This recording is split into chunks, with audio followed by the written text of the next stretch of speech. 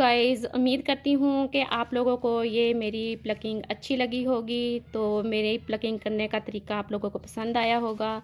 तो गाइज़ ये आप लोगों से रिक्वेस्ट है कि मेरी वीडियो को लाइक और शेयर ज़रूर करें और मेरे चैनल को सब्सक्राइब भी कर लें। जिन लोगों ने मेरे चैनल को सब्सक्राइब नहीं किया तो प्लीज़ उनसे रिक्वेस्ट है कि मेरे चैनल को सब्सक्राइब कर लें। थैंक यू गाइज़, तो वीडियो को शेयर करना ना भूलें।